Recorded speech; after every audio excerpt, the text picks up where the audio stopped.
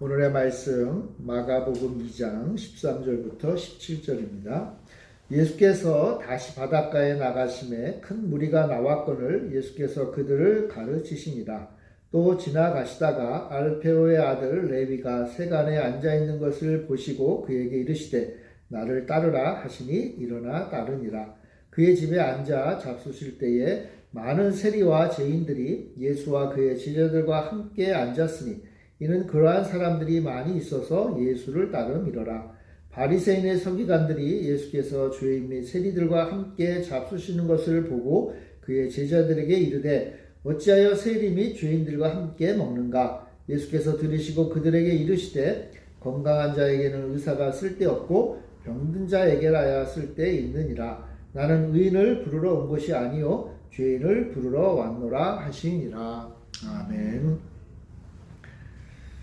하늘의 기쁨과 평강이 충만하시기를 바랍니다. 요즘 이 시대가 좀 그런 면도 있지만 사람들 사이에 좀 따돌림을 당하거나 또 외롭게 사는 사람들이 많이 있죠. 오늘 본문에 보면은 유대인이지만 그 시대에도 유대 공동체에 속하지 못하고 버림을 받거나 따돌림을 당하거나 외롭게 사는 사람이 있었어요. 오늘도 그러한 사람이 본문에 등장을 하죠. 사실 따돌림 당한 사람들은 어느 사회나 좀 약자거나 뭔가 좀 없는 사람들, 좀 부족한 사람들이 많이 따돌림을 당하죠. 근데 사실 보면 우리 인간의 실존이라고 그러죠. 인간의 모습을 보면 사실은 있건 없건 간에 외롭고 또 따돌림 당하는 그런 사람들이 있기 마련이에요. 남들보다 없어서 따돌림 당하기도 하지만 너무 많아서 따돌림 당하는 사람들도 있거든. 어쨌건 우리 주변에는 그런 따돌림 당하는 사람도 있고 혹시 우리 스스로도 또 그런 따돌림 당하는 사람일 수도 있다는 것이죠. 오늘 본문에 보면 바로 이렇게 외로운 사람을 우리 예수님이 만나고 계시는 장면이 등장합니다. 그는 어떤 사람인가 하면 세리이고 그리고 죄인이다 이렇게 불리는 사람이에요. 근데 오늘 본문에 보면 세리고 죄인인 그런 사람들도 있지만 또 그것과는 또 정반대의 사람도 있지요. 보면 바리새인이면서 서기관인 사람도 있어요. 여러분 다 잘 아시겠지만 그래도 간략히 한번 설명을 해보면 이 세리라는 사람이 어떤 사람인가? 세리는 말 그대로 세금을 거두는 사람입니다. 당시 예수님이 계셨던 그 팔레스틴 지역이죠. 지금도 그렇게 부르긴 하지만 그 당시에도 팔레스틴 그 지역이에요. 그 지역은요, 당시는 로마가 다스리던 그런 곳이었고 또는 로마가 다 다스리긴 하지만 일부분은 몇몇 왕들에게 또 나눠서 이렇게 다스리는 곳이 바로 그 지역이었어요. 거기도 이제 세금을 거둬야 되니까 로마 당국이나 아니면 또 그 지역을 다스리는 왕이 직접 세금을 거두는 게 아니라 이 세리들에게 이제 위임을 하죠. 위임을 해서 세금을 이만큼 거둬라. 세금을 요 지역에서 한 1억을 거둬라. 그러면 이제 그 임금님이나 로마나 아니면 왕에게 그 1억만 바치면 되는 거예요.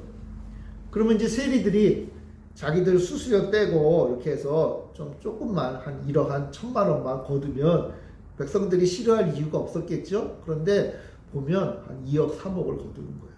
그리고는 이제 로마나 이런 데 1억만 주고 나머지는 뭐예요? 자기들이 이제 먹는 거죠.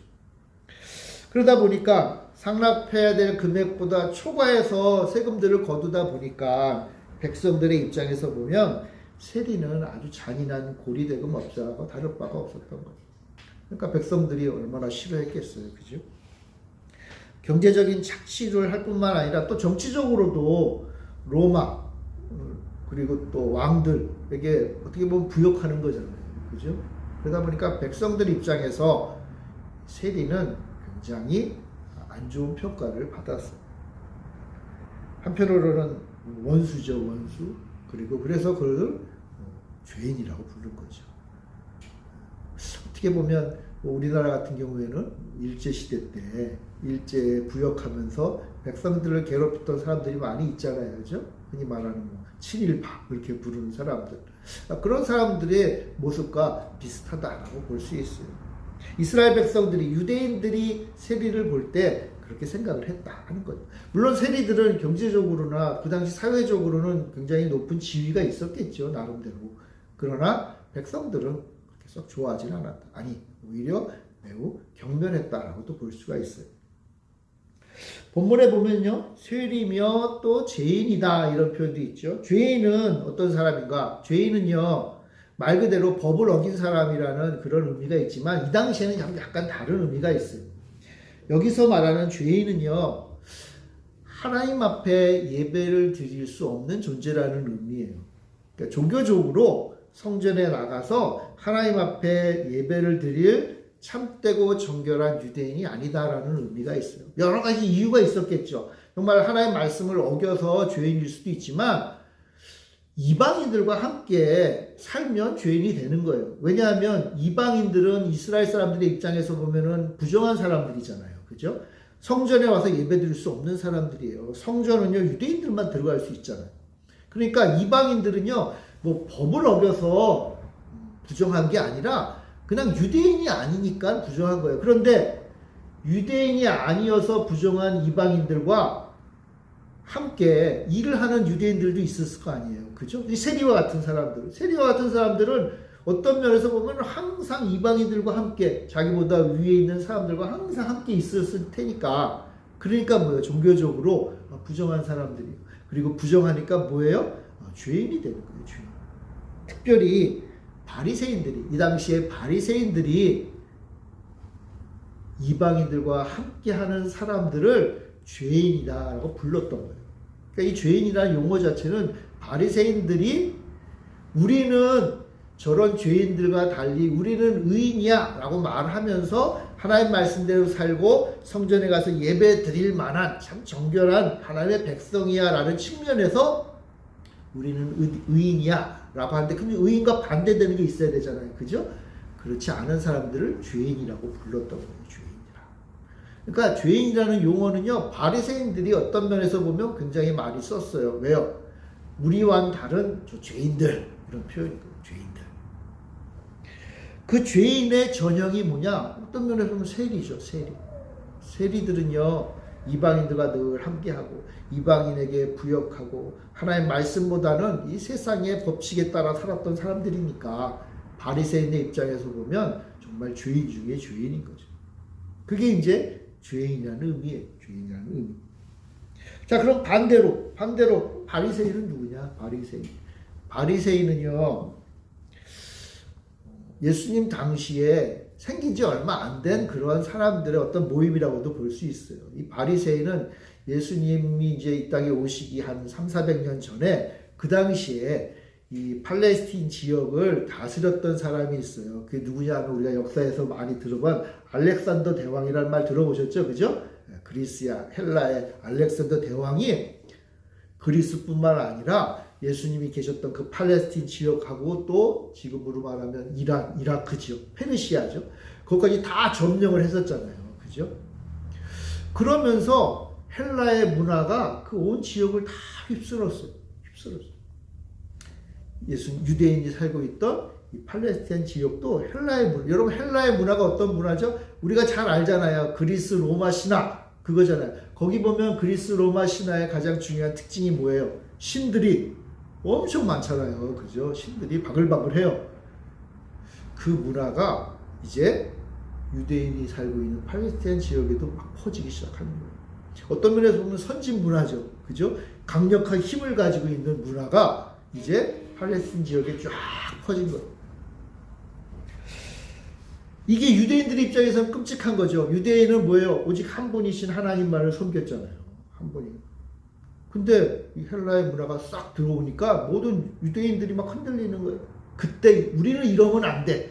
우리는 헬라의 문화를 따르는 게 아니라 오직 여호와 하나님만을 섬기는 참된 유대인의 문화를 가져야 돼 라고 어떤 면에서 보면은 종교적으로 문화적으로 정통을 세우고자 시작한 사람들이 바리새인이에요.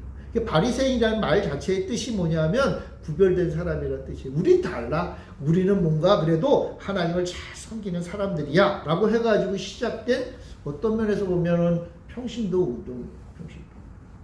정말 하나님을 잘 섬기고 싶은 사람들이 이제 시작한 운동이에요. 문제는 처음에는 그래도 정통을 세우고 올바르게 하나님을 섬기려고 했는데, 이 바리새인들의 운동이 예수님 벌써 몇백 년 지난 거잖아요. 그러면서 점점 어떻게 돼요? 왜곡되기 시작하는.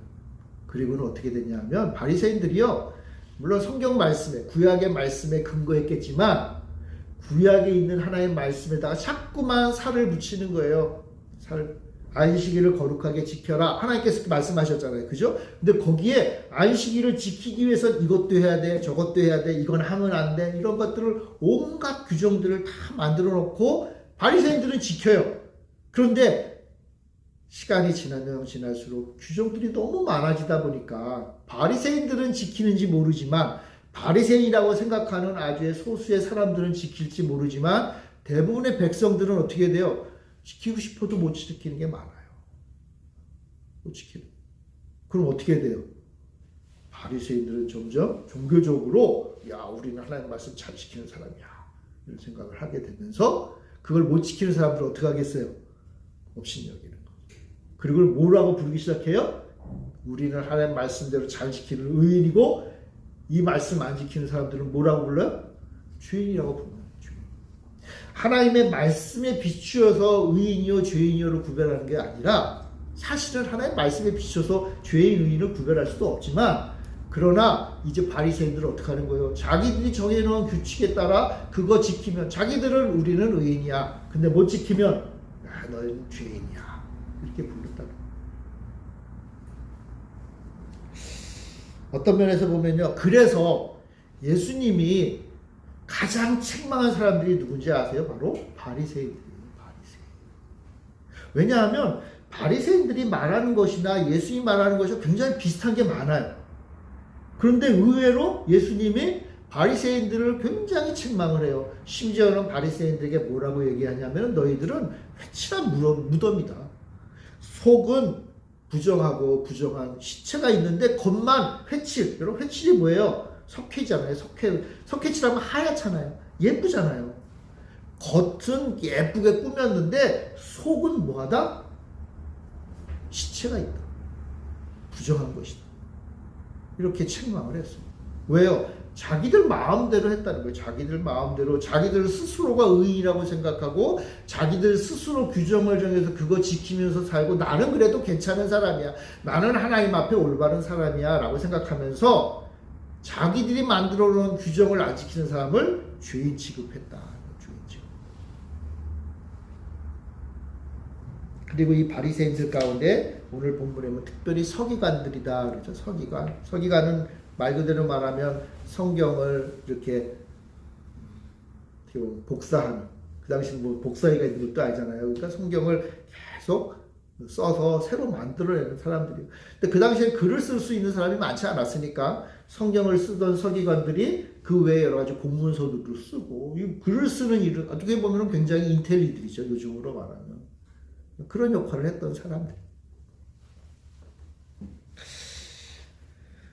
자, 그런데 오늘 그러한 시대에 예수님께서 갈릴리 호숫가에서 한 사람을 만나요. 그 사람의 이름이 누구냐면 바로 레위고, 그는 세리였고 지금 세관에 앉아 있다. 그래서 앞에도 말했지만 세리는요, 고리대금업자면서 권력의 부역자였어요. 가진 것은 많았지만 또 한편으로는 사람들로부터 따돌림을 당하고 좋은 평가를 얻지 못하고, 많은 것을 가지고는 있었지만 그 마음이 좀 허한 사람이었던 것 같아요. 사람들로부터 탐욕스럽다는 말을 들었고, 정직하지 못하다는 말을 들었고, 비도덕적인 사람이고, 한마디로 말해서 부정한 사람이고, 하나님 앞에도 부정한 사람이고, 성전에 가서 예배도 드릴 수 없는 사람이고, 이방인과 늘 함께 하니까 갈 수가 없었던 거예요. 신실한 유대인이라면 절대로 함께 할 수 없는 사람이 바로 이 세리였어요. 근데 예수님께서 이 세리인 레위를 보고 말씀하세요. 예수님이 이 레위가 세리인 걸 알고 있었겠죠. 왜냐하면 그가 세간에 앉아 있었다 그랬잖아요. 세간에 앉아 있었다. 알고 계신 거예요. 예수님도요, 이 세리인 레위와 대화를 하면 안 되고 같이 있으면 안 된다는 걸 잘 알고 계셨어요. 그렇지만 레위를 부르시죠. 나를 따르라. 나를 따르라. 복음이 레위에게 임한 거예요. 나를 따르라. 예수님의 부름을 레위는 받고 레위가 어떻게 하죠? 즉시 일어나 예수님을 따라요. 오늘 이 마가복음 앞장 1장에 보면 예수님이 또 시몬과 어부였던 시몬과 안드레를 부르는 장면이 나오죠. 거기서도 역시 열심히 지금 물고기를 낚고 있는 제자들에게 예수님이 가서 나를 따르라 하니까 그들이 가지고 있던 그런 어구들도 다 내놓고 예수님을 즉각적으로 따르잖아요.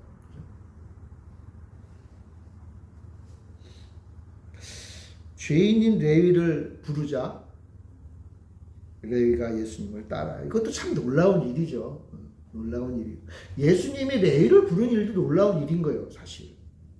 그런데 레위가 또 자기가 가지고 있는 것도 다 내려놓고 예수님을 따른 것도 놀라운 일인 거예요. 자, 그런데 사실은 더 놀라운 일이 있어요. 더 놀라운 일. 15절을 볼까요? 우리 15절 같이 한번 읽어봅시다. 마가복음 2장 15절 같이 읽읍시다. 시작.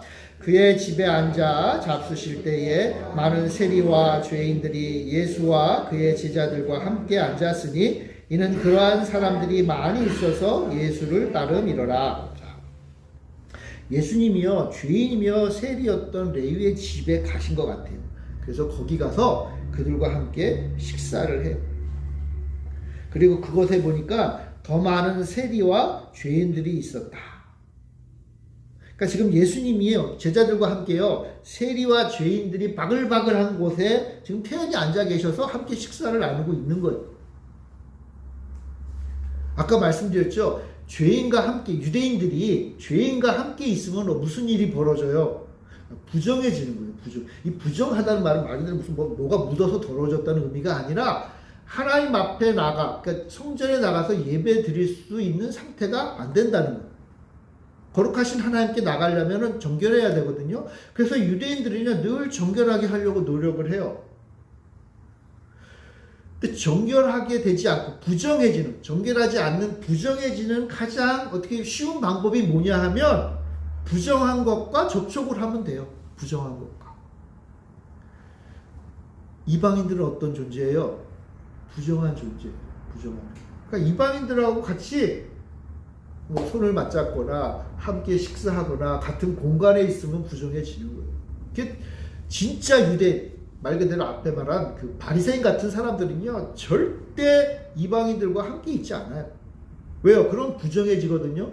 부정해지면 성전에 가서 예배를 못 드려요. 부정해진 다음에 예배를 드리고 싶으면 유대인들은요, 정결해지는 예식을 가져야 돼요. 예식. 그거 귀찮은 일이잖아요. 그죠? 귀찮은 일이라고. 웬만하면 안 해요. 그래서요, 이방인들과 함께 있지 않는 모습을 보고 많은 유대인들은 참 그래도 고결한 분이고 정결을 유지하려고 그러고 하나님을 사랑하는 그런 사람이구나. 바리새인이래. 서기관님이래. 그럼 그렇지. 이렇게 생각을 했다는 거예요. 자, 그런데 예수님이 지금 뭐 하고 있는 거예요? 죄인을 부른 것도 문제가 되고 죄인과 함께 얘기하는 것도 문제가 되는데 심지어는 죄인의 집으로 갔네요. 이미 부정해진 거예요. 어떤 면에서 보면. 그리고요, 죄인들과 함께, 죄인이 레위와 함께 식사해요. 알고 봤더니 그 집에는요, 죄인들이 그냥 버글버글한 거예요. 죄의 그냥 덩어리로, 죄로 가득한 곳에 예수님이 들어가신 거예요. 그리고요, 죄인인지도 모르는 것처럼 막 깔깔대고 웃으시면서 즐겁게 식사를 나누고 계세요. 예수님은요, 사람들과 함께 식사 나누기를 좋아하셔가지고 그들과 함께 밥 먹으면서 즐겁게 얘기하기를 좋아하셨다 그랬어요.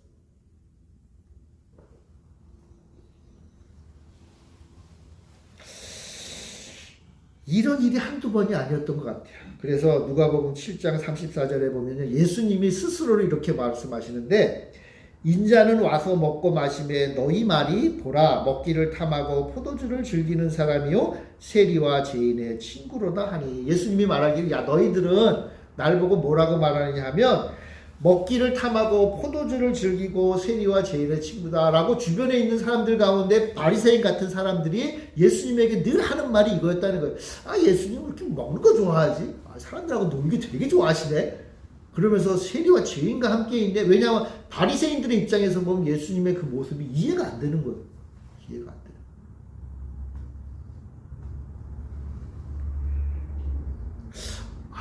뭐 저런 사람들하고 함께 가요. 저런 사람들 맨날 도대체 왜 저런 사람들하고 만나요? 이런 말을 예수님이 했다는 거예요. 그러니까 예수님이요 좀 이상한 사람들하고만 맨날 만나고 돌아다니시는 거예요. 예수님이 보니까 하나님 말씀도 능력 있게 잘 전하고 놀라운 이적도 베풀고 정말 메시아다운 분이라고 생각이 들어서 예수님을 따르고 싶다 가도 예수님이 만나는 사람들 보니까 허접한 사람들을 만나고 있는 거예요. 심지어는요 죄인 같은 사람들을 만나는 거예요. 도저히 나는 함께 할 수 없는 사람들만 쫓아다니고 계신 거예요. 그런 사람들이 막 예수님 쫓아다니니까 함께 예수님을 따라가기가 좀 민망한 거예요.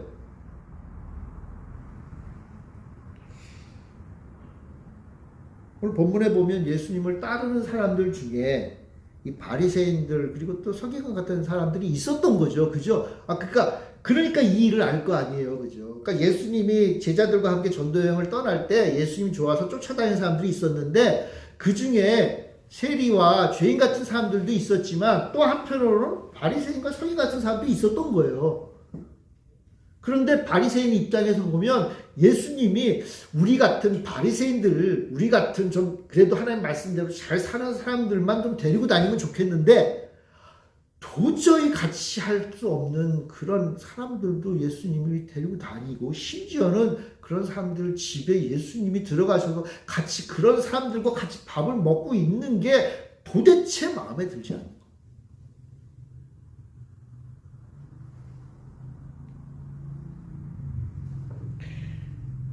그러다 이제 한계 상황을 맞이한 거죠. 왜냐하면 의인인 우리는 저 죄인님과 함께 있을 수 없다는 거예요. 예수님이 좋긴 한데 예수님이 하시는 행동들이 좀 마음에 안 드는 거예요. 이런 걸 뭐라 그러죠, 여러분? 애증이라고 하잖아요. 애증. 예수님이 너무 좋은데 정말 탁월한 분인데 하는 일은 저런 놈들하고 같이 다닐까? 여러분 제가 막 이렇게 뭐 저런 사람 저런 놈 이것도 굉장히 좀 목사님 그런 말 하면 안 돼요 생각이 들잖아요. 근데 사실은 바리새인은 더 심한 말을 한 거예요. 죄인이라고 불렀으니까 죄인. 그래서 그런 사람들이 제자들에게 이렇게 묻잖아요. 아니 도대체 왜 예수님은 세리와 죄인들과 함께 먹는가? 왜 함께 먹는가? 먹는 일은요 그 당시에 매우 중요한 일이었어요. 함께 먹는 일. 유대인들은요 형제 자매 하나님의 백성들과 함께 먹는 일을 중요하게 여겼어요. 이방인들하고 같이 먹지도 않았어요. 왜냐하면요 하나님의 백성들은 하나님과 함께 먹는 백성이었기 때문에 그렇게 생각을 했어요. 이사야 선지자는요 이사야서에 보면 하나님께서 연회를 베푸시는데 그 연회를 잔치를 베푸는데 하나님의 백성들을 불러 모아서 연회를 베푸시는 거예요. 그러니까 이스라엘 백성들은 무슨 생각을 했냐 하면 하나님이 이스라엘 백성들을 모아서 잔치를 베푸시니까 그 잔치에 참여할 수 있는 사람은 누구예요? 유대인, 하나님의 백성들만 참여한다고 생각한 거예요. 그러니까 하나님의 백성이 아닌 사람들은 거기에 오면 안 되는 거예요. 안 되는 거예요.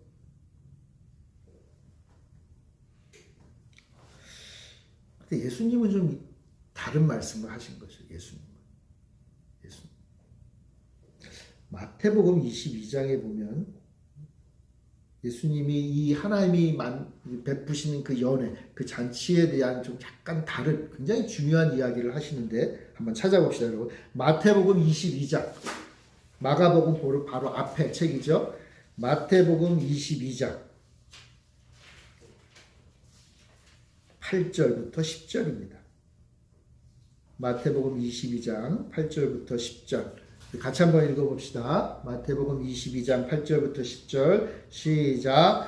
이에 종들에게 이르되 혼인잔치는 준비되었으나 청한 사람들은 합당하지 아니하니 내거리 길에 가서 사람을 만나는 대로 혼인잔치에 청하여 오라 한대 종들이 길에 나가 악한 자나 선한 자나 만나는 대로 모두 데려오니 혼인잔치에 손님이 가득한지라. 자, 예수님이 이 하나님이 베푸신 잔치를 임금님의 혼인잔치라고 이렇게 비유를 해서 말씀하세요.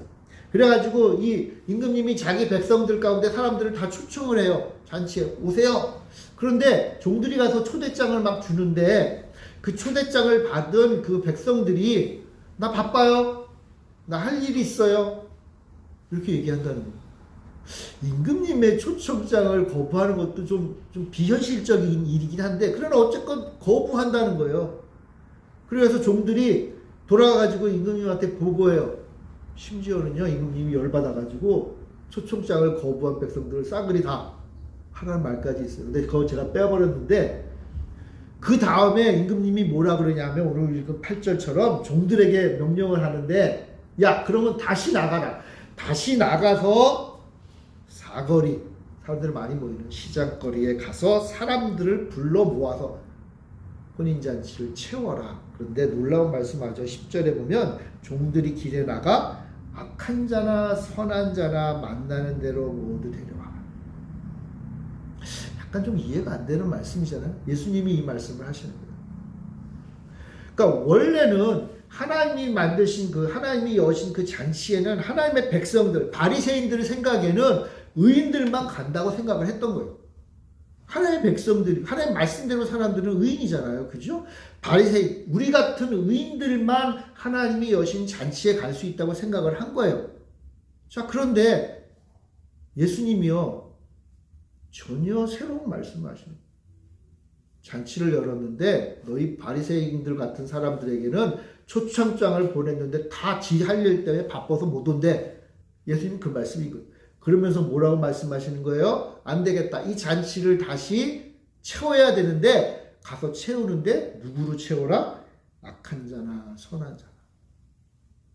선한 자로 채우는 것은 당연해 보여요. 그죠? 하나님을 사랑하고 뭐 선하게 사는 사람 채울만 하죠. 근데 심지어는 악한 자.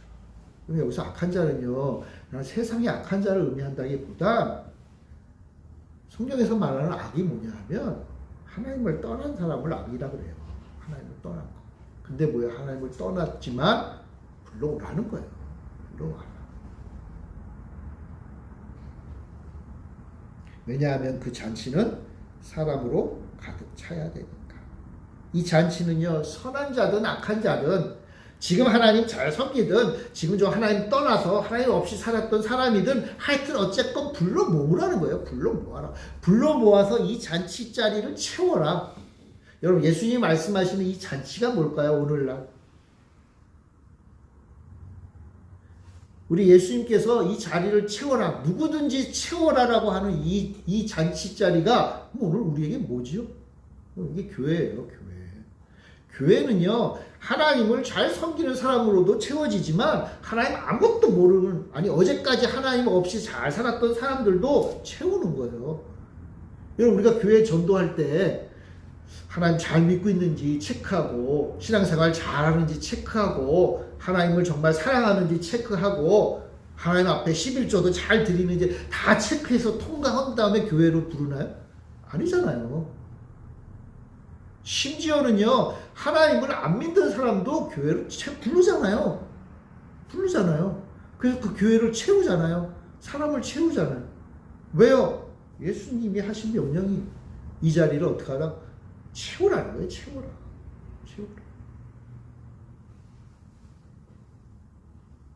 바리새인들은요 죄인과 의인이 함께 할 수 없다고 생각을 했어요.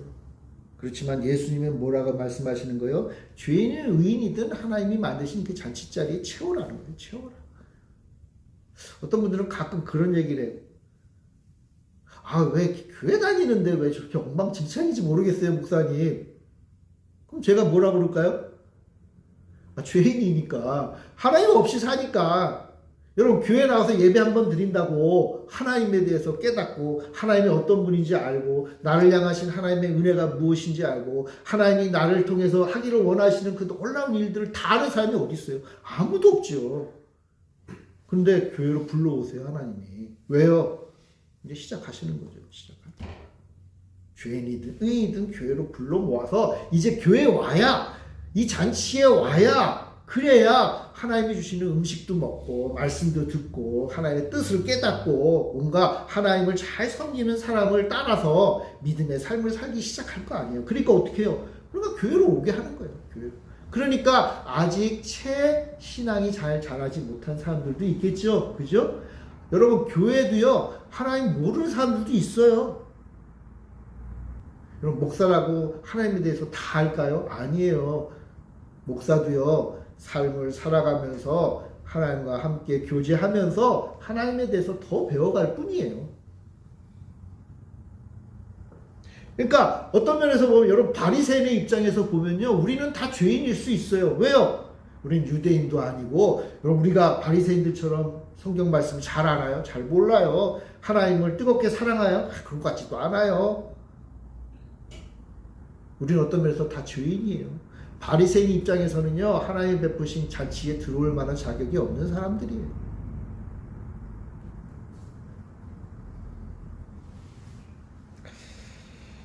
그런데 여러분 예수님은 그 죄인들을 부르시는 예수님은 그 죄인들이 모여있는 죄인들로 바글바글한 그곳으로 가신 거예요.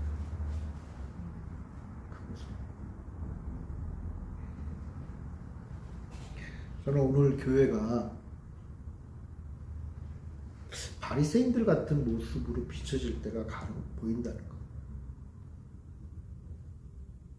어느 교회를 가면요, 우리 교회의 수준 얘기를 하고요. 우리 교회는 어느 정도 돼야 된다고 얘기하고요. 하나님 없이 진짜 완전히 그냥 엉망진창인 사람들이 교회에 오면 부담스러워하잖아요. 우리 교회 물을 흐린다거나 우리 교회가 그래도 하나님 보시기 참 멋진 교회를 이루었는데 저 사람은 우리 교회랑 좀 안 맞아. 여러분 이건 누가 한 말이죠? 바리새인이 한 말이잖아요. 정확하게 바리새인이 한 말.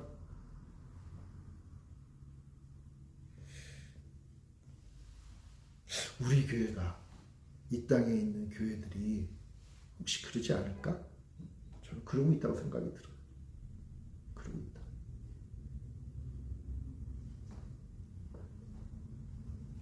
안타깝게도 우리 교회가 예수님이 지금 죄인들과 함께 잔치를 벌이고 있는데 저기 들어가고 싶지 않은 거예요.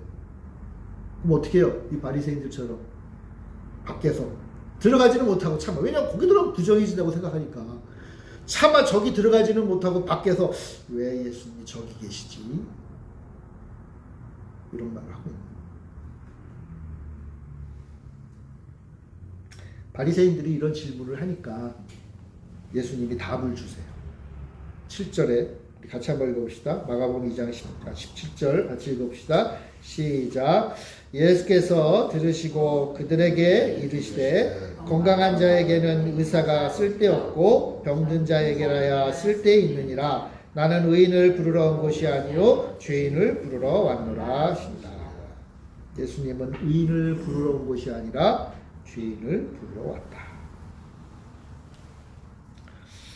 여기서 의인은 스스로 의인이라고 생각한 바리새인이에요.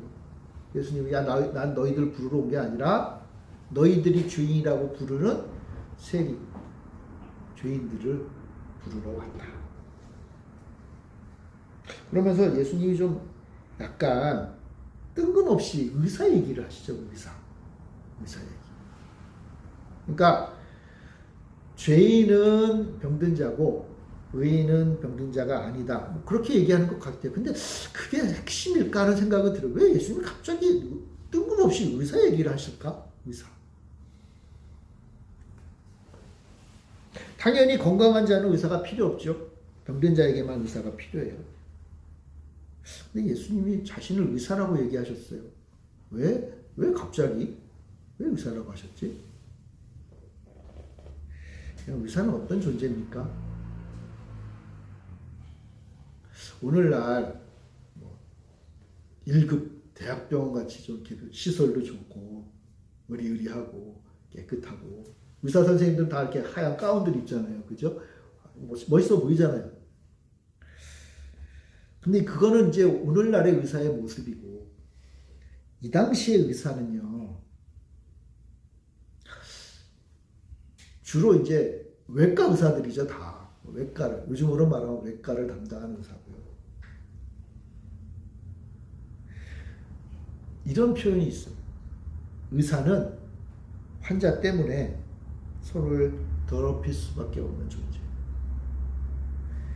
의사가 병든 자를 고쳐주기 위해서 어떻게 해야 돼요? 환자를 만져야 될 거 아니에요. 그죠? 환자 머리가 깨져가지고 피가 절절 흘러요. 그럼 어떻게 해야 돼요? 의사가 피를 맞고, 그 맞고 어쨌건 이렇게 치료를 해주면 그 피나 더러운 것들이 누구에게 묻어요? 의사에게 묻잖아요. 의사에게.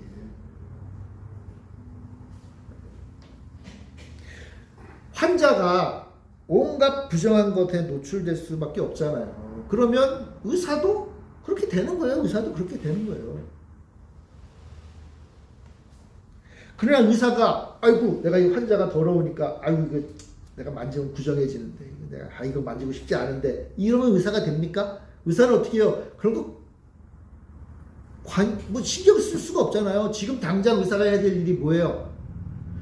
고쳐야 될 거 아니에요. 그죠? 살려야 될 거 아니에요. 피가 나면 피를 눌러서 막아야 될 것이고, 뭐가 부러졌으면 해야 되고, 뭐 더러운 거 묻었으면, 하여튼 그런 거 구별 안 하고 어쨌건 해야 되잖아요. 지금 예수님이 내가 의사다라고 하신 말씀이 이유가 뭐예요?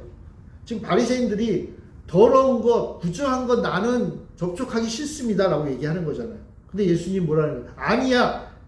예수님도 모르진 않아요. 그렇지만 만약 예수님이 그냥 평범한 유대인이었다면 부정한 죄인들과 함께 하면 안 되죠. 그런데 예수님은 지금 뭐예요? 예수님은 나는 지금 의사라는 거예요. 의사. 의사니까 부정해도 만져야 된다는 거예요. 왜요? 그래야 고칠 수 있으니까. 그래야 고칠 수 있으니까. 의사가 환자를 살리기 위해서 그 임무를 완수하기 위해서 부정이든 뭐든 그게 중요한 게 아니라는 거예요.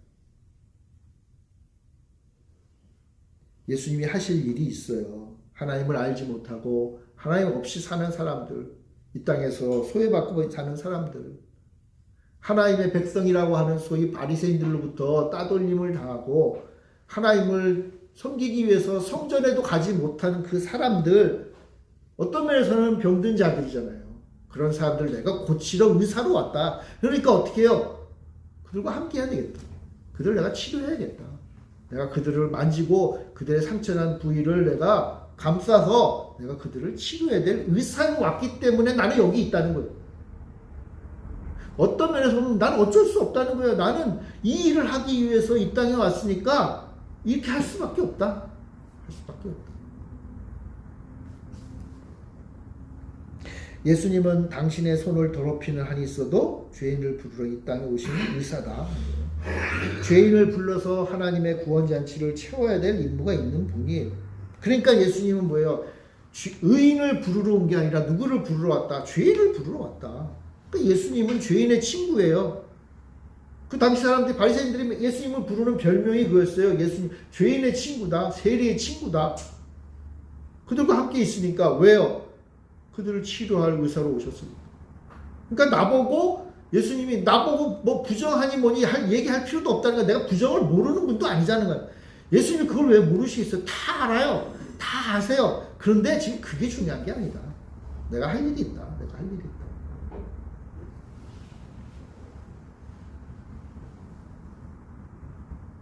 그래서 예수님은 죄인들에게 가신 거예요. 근데 이 레위는요 좀 다르죠. 레위의 집에 모인 죄인들은요 좀 달라요. 뭐냐 하면 예수님이 오시고 예수님이 부르니까 반응을 했어요. 반응.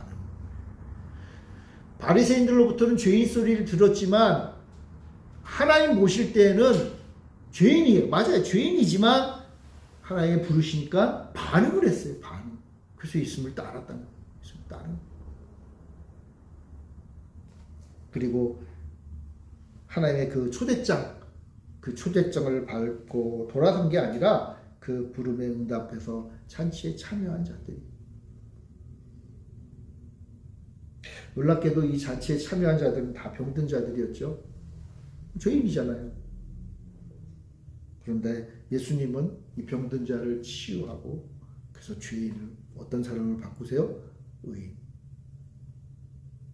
이 잔치에 참여한 세리와 죄인이라고 불렸던 바리새인들에 의해서 죄인이라고 불렸던 그 사람들은 사실은 이제 예수님의 치유를 받고 하나님이 부르는 의인이 된 거예요.